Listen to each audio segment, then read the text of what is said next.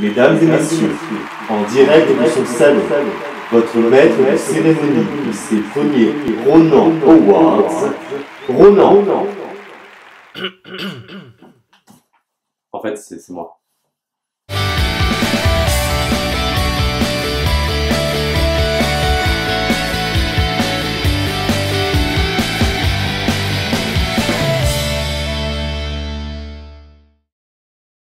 Bonsoir à tous, merci d'être là pour cette première cérémonie des, très modestement appelés, Ronan Awards. Oui, cette année, plutôt que de faire un traditionnel top 10, je me suis dit, voyons les choses en grand. Faisons péter l'ego, organisons les Ronan Awards. Pour être éligible aux Ronan Awards, c'est très simple. Un spectacle doit avoir été vu au cours de la saison par moi. Ensuite, un jury composé de moi, seul, sélectionne les spectacles. Et puis les membres du comité, c'est-à-dire moi, vote pour le meilleur spectacle.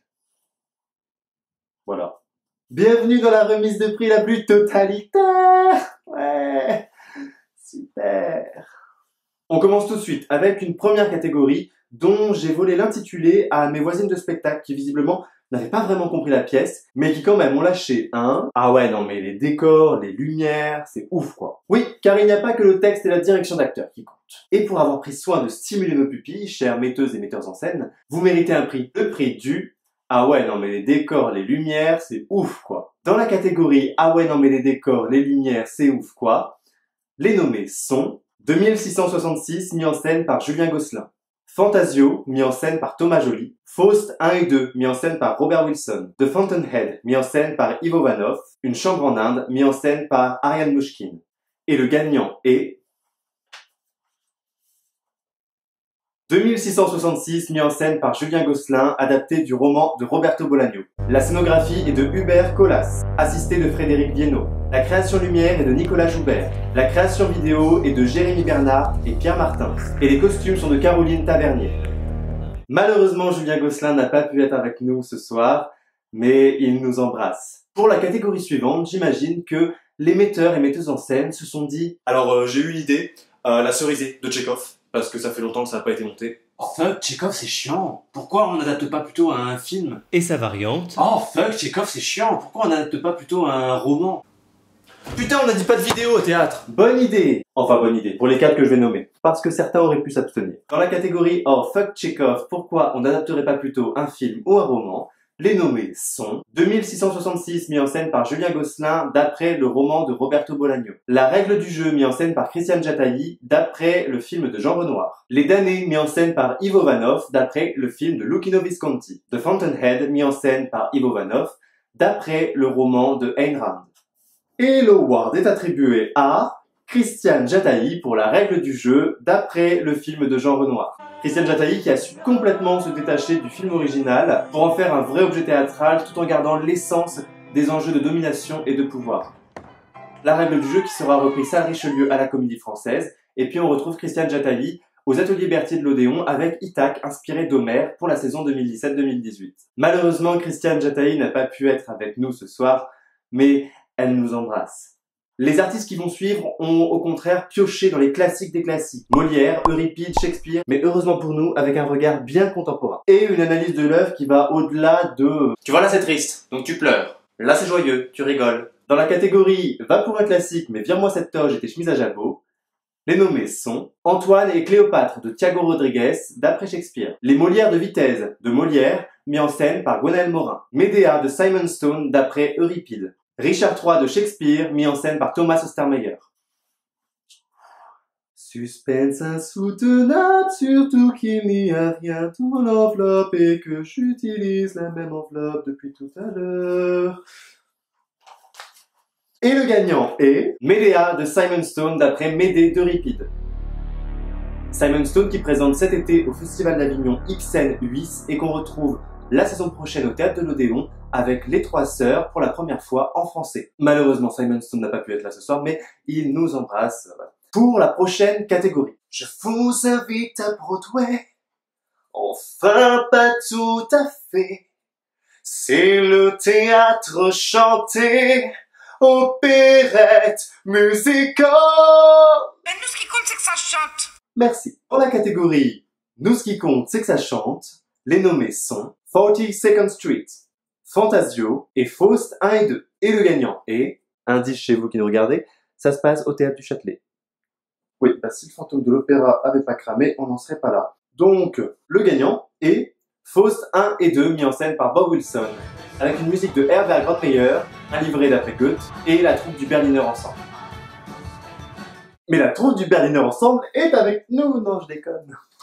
La prochaine catégorie est pour un genre hybride. Ils sont dans les pages danse des programmes de théâtre, et pourtant parfois ils parlent plus qu'ils ne dansent. Alors parfois ils ont droit à l'étiquette danse-théâtre ou théâtre dansé. Pour ces résistants de l'étiquette, j'ai créé la catégorie. Même si on parle beaucoup, on nous refourgue quand même dans les pages danse du théâtre. C'est peut-être un peu long. Dans la catégorie, même si on parle beaucoup, on nous refourgue quand même dans les pages danse du théâtre, les nommés sont More, More, More Future de Faustine Ligné-Coula, Out to the Attempt de Yann Martens, Victor de Pina Bausch et We Love Arabs de Hillel Kogan. Je suis désolé, mon cœur n'a pas pu choisir entre deux de ces spectacles. Alors, à égalité, je décerne l'award à Out to the Attempt de Yann Martens et We Love Arabs de Hillel Kogan. Tous les deux dans leurs spectacles respectifs questionnent avec beaucoup d'humour et beaucoup d'intelligence la place de l'artiste dans la société. Yann Martens présentera en novembre dans le cadre du festival d'automne Rule of Three à l'espace Pierre Cardin. Et Hillel Kogan reprendra We Love Arabs au Théâtre du Rond-Point la saison prochaine dès la rentrée. Ni Hillel ni Yann n'ont pu être avec nous ce soir. Blablabli, blablabla, personne n'est là. Un grand comédien n'est ni un pianoforte, ni une harpe, ni un clavecin, ni un violon, ni un violoncelle. Il n'a point d'accord qui lui soit propre, mais il prend le ton et l'accord qui conviennent à sa partie. Et il sait se prêter à toutes. J'ai une haute idée du talent d'un grand comédien. Cet homme est rare, aussi rare et peut-être plus grand que le poète. Diderot, le paradoxe sur le comédien. Ça claque, non?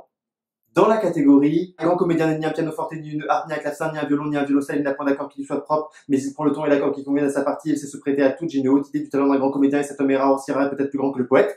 Les nommés sont Dominique Blanc dans Le Testament de Marie, Lars Heidinger dans Richard III, Marieke Hibbink dans Médéa, Elsa Le Poivre dans Les Damnés, Christopher Nell dans Faust 1 et 2, Peter Van den Hede dans Le Relèvement de l'Occident. Le prix est attribué à Elsa Le Poivre, Queen Elsa comme on l'appelle dans le milieu maintenant, pour son rôle dans Les Damnés et aussi un petit peu pour la règle du jeu.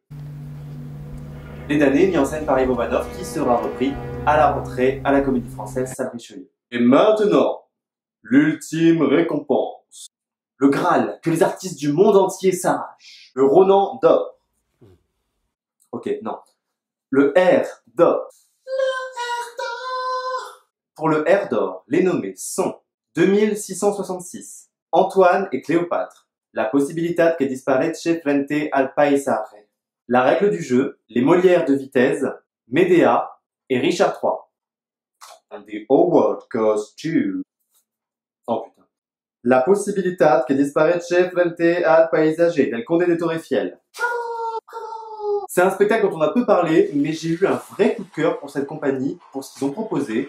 Je sais qu'ils viennent de rencontrer un grand succès avec ce même spectacle au Festival Transamérique de Montréal. C'est vraiment une compagnie que je souhaite suivre dans les prochaines années.